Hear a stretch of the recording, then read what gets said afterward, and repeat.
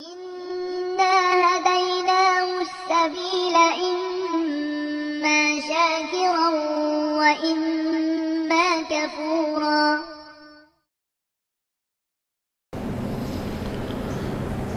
بسم الله الرحمن الرحيم. السلام عليكم ورحمة الله وبركاته. بسم الله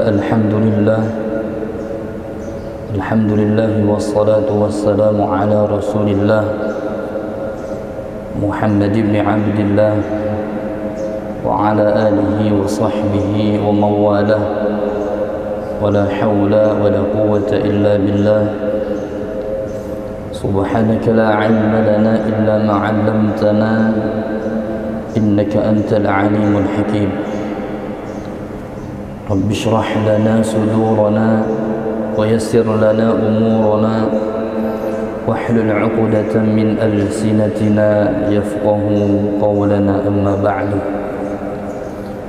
Alhamdulillah, segala puji serta rasa syukur tak henti-hentinya kita haturkan, kita ucapkan kehadiran Allah Subhanahu wa taala atas segala limpahan nikmat taufik kepada kita semua. Alhamdulillah, sampai saat ini dan sampai detik ini Allah masih memberikan kita nikmat yang begitu banyak.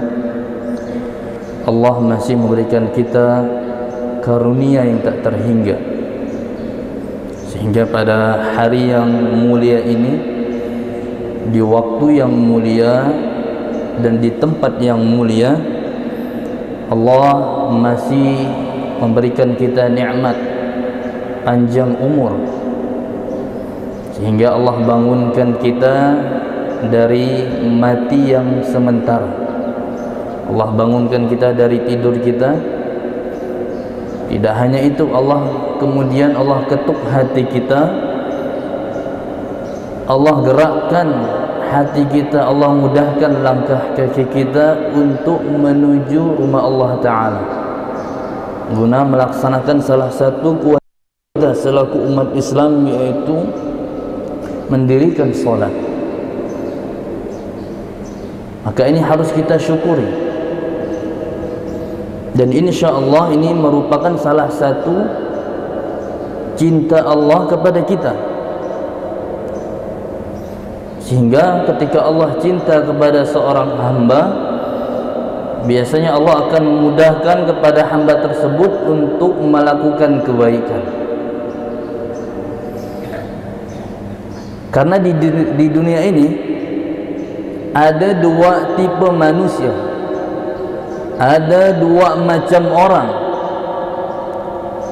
Yang pertama, ada orang yang berusaha mendekatkan diri kepada Allah agar Allah cinta kepadanya,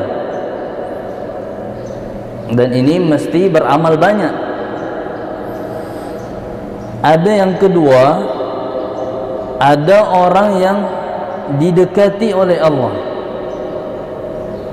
Itu artinya ada orang yang berusaha untuk mencintai Allah, dan ada orang yang dicintai oleh Allah. Dan orang yang kedua ini, orang yang dicintai oleh Allah, ini biasanya walaupun amalnya sedikit. Jadi berlawanan, Pak. Orang yang berusaha untuk mencintai Allah, mendekatkan diri kepada Allah, ini biasanya dia akan berusaha untuk beramal yang lebih banyak sehingga Allah ini mencintainya. Tetapi ada orang yang Allah cinta kepadanya walaupun amalnya sedikit, itu ada. Ada di dalam hadis Nabi sallallahu alaihi wasallam, "Idza ahabba Allahu 'abdan nada Jibril, inna Allaha yuhibbu fulanan fa ahibbah." Ketika Allah mencintai seseorang hamba, maka Allah Subhanahu wa taala memanggil malaikat Jibril, "Hai Jibril, sesungguhnya aku cinta kepada si fulan, fa ahibbah, maka cintailah dia." Fa yuhibbuhu, maka malaikat Jibril pun mencintai orang tersebut. Lalu malaikat Jibril ini memanggil kepada penduduk ahli langit, ya ahlus sama, innallaha ahabba fulanan. Wahai penduduk langit, sesungguhnya Allah mencintai si fulan, fa ahibbuh, maka cintailah fulan. Maka penduduk langit pun mencintai si fulan tersebut. Ini ketika Allah mencintai seorang hamba. Ada seseorang yang berusaha untuk mendekatkan diri kepada Allah. Dia berusaha untuk menunaikan ibadah-ibadah wajibnya, ditambah lagi dengan amalan sunnah. Wala yazalu 'abdi yataqarrabu ilayya bin nawafil. Sehingga ada seorang hambaku yang berusaha untuk mendekat kepadaku, dia berusaha untuk melaksanakan amal-amal ibadah sunnah, hatta uhibbah, sampai aku mencintainya. Nah, di dalam hadis yang kedua ini ada usaha, berusaha untuk menunaikan ibadah wajib ditambah dengan amalan sunnah sehingga Allah mencintainya. Ini ada usaha. Tetapi ada orang yang cintai Allah tanpa usaha. Maka hadis ini menceritakan kita bagaimana Allah Subhanahu wa taala mencintai seseorang ini dengan kehendaknya. Maka tidak ada seorang pun yang mengatur Allah. Allah berhak mencintai seseorang. Allah memilih sekian hamba. Ada seorang manusia yang Allah cintai dan Allah pilih. Ini hak otorisasi Allah Subhanahu wa taala. Tidak ada campur tangan manusia untuk mengatur siapa yang berhak Allah cintai dan siapa yang Allah murkai. Maka Allah Subhanahu wa taala memilih di antara sekian manusia untuk menjadi hamba-hamba yang dicintainya. Allah Subhanahu wa taala berfirman di dalam surat Al-Hajj, Allahu yastafi minal malaikati rusulan wa minan nas, innallaha sami'un basir. Di antara sekian manusia, Allah memilih hambanya untuk menjadi utusannya, dan di antara sekian malaikat. Itu artinya apa? Di antara sekian manusia, Allah memilih para nabinya untuk menjadi orang yang dicintainya. Maka makom kenabian ini tidak bisa ditentukan oleh dengan banyaknya amal ibadah, tidak. Tetapi Allah berhak, Allah sendiri yang menentukan si fulan akan menjadi seorang nabi. Begitu juga dengan malaikat. Di antara sekian banyak malaikat, Allah memilih beberapa malaikat untuk menjadi orang terdekatnya. Tidak ada yang mengatur Allah Subhanahu wa taala agar menjadikan malaikat Jibril menjadi yang mengemban agar membawakan wahyu. Tidak ada. Ini otoritas dari Allah Subhanahu wa taala. Tidak ada yang mengatur Allah. Allah memilih Nabi Yusuf. Bayangkan anak Nabi Ya'qub itu Pak, ada 12. Di antara 12 saudaranya ini hanya Allah memilih Nabi Yusuf saja. Bukan karena amalnya, bukan karena sesuatu yang lain, tetapi Allah berhak memilih di antara hambanya untuk menjadi kekasihnya, untuk menjadi orang yang dicintainya. Itu menunjukkan bahwasanya Allah itu fa'alul lima yurid. Allah berhak melakukan apa yang Allah inginkan. Kun fayakun, kata Allah, jadi maka jadi. Maka hadirin yang dirahmati Allah Subhanahu wa taala, maka ada dua hamba tadi. Orang yang berusaha mencintai dan ada orang yang dicintai oleh Allah Subhanahu wa taala. Ada ciri-ciri, ada indikator bahwasanya ketika Allah mencintai seseorang itu ada ciri-cirinya. Apa yang pertama? Ketika Allah mencintai seseorang, maka Allah akan memberikan orang tersebut cinta kepada kebaikan. Innallaha idza ahabba 'abdan hubbiba ilaihi al-ma'ruf. Ciri yang pertama, ketika Allah cinta kepada seorang hamba, maka orang tersebut akan disenangkan kepada kebaikan. Allahu khalaqal ma'ruf wa khalaqa lahu ahlan fahabbabahu ilaihim. Allah menciptakan akan kebaikan dan menciptakan orang yang suka kebaikan, dan Allah juga yang menjadikan mereka suka akan berbuat kebaikan. Ini ciri yang pertama, Mbak. Mungkin bisa kita lihat, kalau Allah tanamkan kepada kita agar kita ini suka selalu berbuat kebaikan, itu insya Allah merupakan ciri-ciri Allah cinta kepada kita. Kalaulah Allah tidak cinta kepada kita, maka kita ini akan disibukkan kepada segala sesuatu yang Allah murkai, maksiat. Ada suatu kisah, ada seorang yang bernama Abdullah bin Hasan. Beliau ini mempunyai seorang budak. Suatu ketika seorang budak ini beribadah, bermunajat di malam hari. Selesai beribadah, selesai sholat tahajud, budak ini berdoa, dan doanya agak sedikit keras sehingga didengar sama tuannya Abdullah bin Hasan ini. Doa budak tersebut, ya Allah, Allahumma inni as'aluka bihaqqi hubbika ilayya. Ya Allah, aku memohon dengan karena cintamu kepadaku, faghfirli, maka ampunkanlah. Maka tuannya ini heran, kok bisa engkau berdoa, ya Allah, dengan cintamu kepadaku maka ampunkanlah dosaku.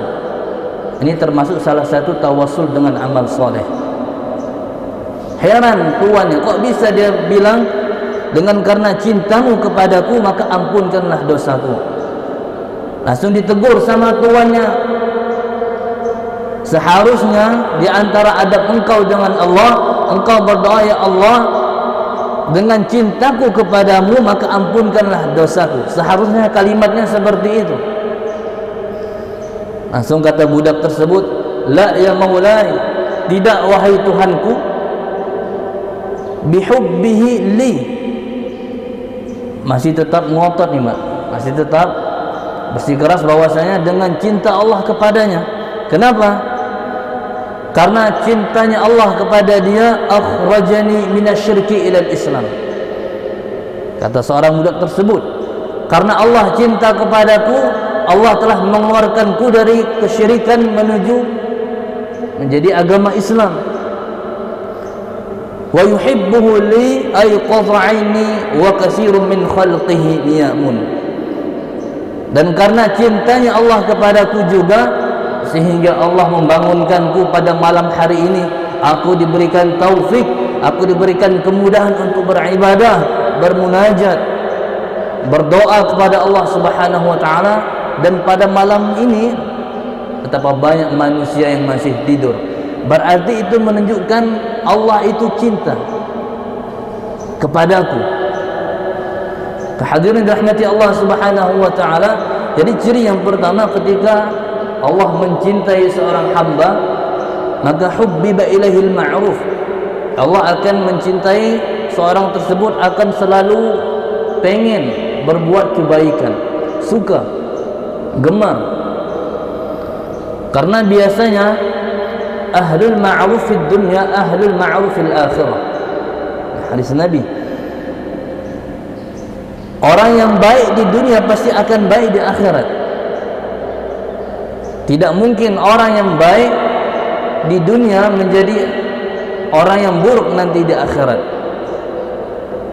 Ya, walaupun Allah Subhanahu wa taala bisa saja dalam ilmu akidah bisa saja Allah memasukkan orang yang ibadah, orang yang taat ke dalam neraka, bisa saja.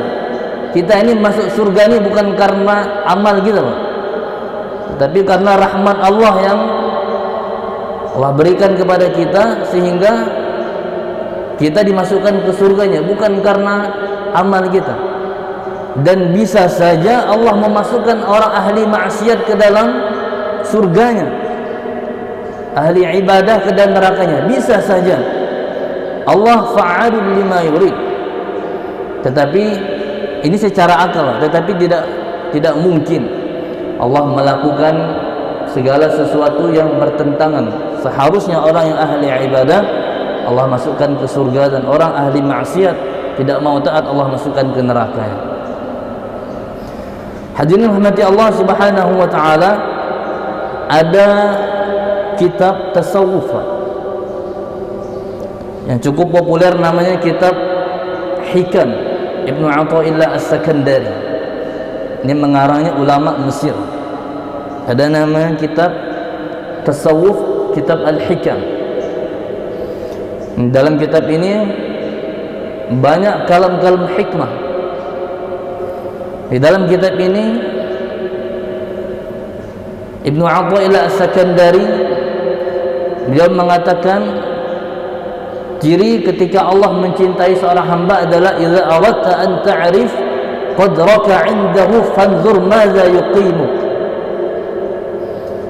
Kata beliau, jika engkau ingin mengetahui kedudukan engkau di sisi Allah, maka perhatikan di dalam bagian apa Allah menempatkanmu. Jika engkau ingin mengetahui kedudukan kita di sisi Allah, fanzur madza yuqimuk, maka lihatlah, perhatikanlah di mana Allah menempatkan kita. Kemudian para ulama mensyarah hadis, mensyarah kalam hikmah ini. Apa maksud beliau? Bahwasanya hikmah ini biasanya diartikan ada dua kedudukan. Ada untuk orang awam, kita biasanya orang-orang awam ini kalau dilihat apabila kalau kita ini termasuk golongan orang yang beruntung, orang yang diridhoi oleh Allah, maka Allah akan memudahkan kita untuk melakukan segala ketaatan. Ini untuk orang awam, kelas-kelas orang yang biasa saja, orang-orang umum. Ketika Allah ini suka kepada kita, maka Allah ini akan memudahkan kita tadi untuk melakukan segala sesuatu kebaikan, sehingga taat itu mudah, solat itu mudah. Dan ini insya Allah kita termasuk di dalamnya. Betapa banyak di antara orang Pontianak ini yang masih tidur, mungkin masih banyak, tetapi Allah pilih kita, Allah gerakkan hati kita, Allah mudahkan langkah kaki kita untuk menuju rumah Allah Ta'ala untuk sholat subuh. Dan ini berat, dan insya Allah kita termasuk di dalamnya, orang yang dicintai oleh Allah Subhanahu Wa Ta'ala. Ini yang pertama, ini untuk orang awam. Yang kedua, ini untuk orang khusus, al-khas. Siapa dia? Yaitu ketika kita ingin mengetahui kedudukan kita di sisi Allah, maka lihatlah kedudukan Allah di hati kita. Ini beda lagi, Pak. Tadi melihat bagaimana perbuatan kita, tapi ini dilihat bagaimana kedudukan Allah di dalam hati kita. Ini biasanya Allah berikan kepada para waliullah, para nabi, para rasul. Maka kan puasa itu kan ada 3 tingkatan, Pak. Kata Imam Al-Ghazali, ada puasa itu yang hanya sekedar menahan lapar dan haus. Ada puasa yang menahan segala sesuatu yang dapat membatalkan pahala puasa. Dan yang ketiga, ini puasa yang agak berat, tingkatan orang khusus di antara orang yang khusus yang lainnya. Siapa mereka? Yaitu mereka berpuasa dari segala sesuatu yang memalingkan mereka dari mengingat Allah. Ini puasanya para nabi, Pak. 1 detik saja lalai dari mengingat Allah, nah ini mereka akan gundah. Ini puasa yang agak berat. Nah ini, Pak, tadi. Ini yang pertama tadi, ada orang yang untuk orang umum, yang kedua ada orang untuk khusus. Jadi kita lihat kedudukan Allah di hati kita itu seperti apa. Sejauh mana kita menempatkan Allah dalam hati kita, maka sejauh itulah Allah menjadikan kita untuk menjadikan orang yang terdekatnya, orang yang tercintanya. Itu ciri yang pertama. Ciri yang kedua, salah satu ciri Allah mencintai seorang hamba adalah iza ahabballahu 'abdan ibtalahu. Ciri yang kedua, dalam hadis Nabi sallallahu alaihi wasallam, ketika Allah mencintai seorang hamba, maka hamba itu akan diujinya. Jadi ketika Allah mencintai seorang hamba, itu tidak serta-merta dengan memberinya kenikmatan, mengabulkan segala doanya spontanitas, tidak. Terkadang Allah bisa saja menguji seorang hamba karena cintanya itu dengan diujinya. Ketika Allah mencintai seorang tersebut, diuji. Dan memang dunia ini tempat ujian. Ad-dunya darul bala. Dunia ini memang tempat ujian. Setiap kita pasti diuji. Cuman kita tidak tahu kita ini sedang diuji atau tidak. Setiap manusia pasti diuji. Allah Subhanahu wa taala menegaskan di dalam surat Al-Ankabut, ahasiban nas ayyutraku ayyaqulu amanna wa hum la yuftanun. Apakah manusia mengira ketika dia mengklaim, mengaku dirinya beriman kepada Allah dan sedangkan mereka tidak diuji? Wa laqad fatanna allazina min qablihim fala ya'lamanna Allahu allazina sadaqu wa la ya'lamanna al-kadzibin. Dan sungguh telah kami uji orang-orang sebelum di antara kalian, agar kami tahu siapa di antara mereka yang beriman, yang jujur dan yang berdusta. Setiap kita diuji, Pak, tanpa terkecuali siapapun dia. Cuman kadar ujian kita ini, Pak, berbeda-beda sesuai dengan keadaan kita dan sesuai dengan bagaimana posisi kita dan kedudukan kita di sisi Allah. Beda-beda setiap orang. Ada orang diuji dengan kemiskinan, ada orang diuji dengan kekayaan. Kekayaan juga itu termasuk ujian. Ada orang yang diuji dengan hartanya, diuji dengan kemasyhurannya, diuji dengan anaknya, diuji dengan orang tuanya, diuji dengan penyakitnya. Berbagai macam ujian yang Allah berikan kepada setiap seorang hamba. Tergantung bagaimana kita untuk menyikapinya.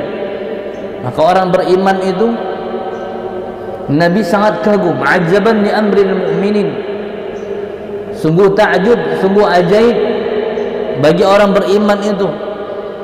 Ketika ditimpa suatu musibah, beliau sabar. Ketika ditimpa suatu nikmat, beliau bersyukur. Jadi orang beriman ini pandai memposisikan dirinya. Ketika dapat nikmat bersyukur, ketika dapat musibah dia bersabar. Jadi semuanya baik. Dan kita harus bersabar atas segala ujian yang Allah berikan kepada kita. Setiap kita pasti diuji, Pak. Setiap kita pasti diuji. Tidak ada yang namanya manusia yang ketika dia beriman kepada Allah dia tidak diuji. Cuman terkadang kita tidak tahu kita ini sedang diuji atau tidaknya. Karena berbagai macam ujian, karena juga berbeda setiap tingkatan kedudukan kita di sisi Allah Subhanahu wa taala. Hadirin rahmati Allah Subhanahu wa taala. Inilah dua ciri indikator bahwasanya ketika Allah mencintai seorang hamba. Yang pertama, ketika Allah cinta kepada orang, Allah akan menanamkan kepada orang tersebut, kepada hamba tersebut akan cinta berbuat kebaikan, sehingga dia menjadi orang yang baik, cinta kebaikan dan suka menjadi orang baik. Tidak mungkin Allah cinta kepada seorang hamba, Allah gerakkan hatinya untuk melakukan segala sesuatu yang Allah sendiri murkai. Tidak mungkin. Kemudian yang kedua, Ketika Allah mencintai seorang hamba, maka Allah akan uji dia agar Allah tahu bagaimana keimanannya kepada Allah Subhanahu wa taala. Dan ujian orang beriman ini biasanya hanya dua saja, Pak. Yang pertama, kalau dikasih ujian itu Allah ingin mengampunkan dosanya, menaikkan derajatnya, atau Allah ingin menegur. Teguran ini macam-macam. Ada yang tegurnya agak keras sedikit, dan ada juga udah agak lembut. Nah, ini orang beriman seharusnya paham. Ketika dia agak sedikit lalai, banyak dosanya, ditegur, dikasih musibah oleh Allah, dia langsung ingat. Bedanya kalaulah musibah diberikan kepada orang kafir, itu pasti bencana yang Allah berikan kepada orang-orang kafir. Tetapi orang beriman tidak. Imma Allah ingin mengangkat derajatnya, atau terkadang Allah ingin menegur, ingin mengingatkan kepada hambanya, engkau telah lalai kepadaku. Jadi ketika Allah tegur, maka Allah ingin kebaikan. Jadi Allah ingin kita cepat-cepat kembali kepada Allah, cepat-cepat agar mengingat Allah lagi. Mudah-mudahan Allah Subhanahu wa taala menjadikan kita orang yang selalu berusaha untuk mencintai Allah dan dicintai oleh Allah juga. Amin, amin ya rabbal alamin. Hadirin rahmati Allah Subhanahu wa taala, mungkin ini saja yang kiranya dapat Al-Fakir sampaikan. Kurang lebihnya mohon dimaafkan. Wal 'afu minkum. Hadanallahu wa iyyakum ajma'in. Wabillahi taufiq wal hidayah. Wassalamu alaikum warahmatullahi wabarakatuh. فبأي آلاء ربكما تكذبان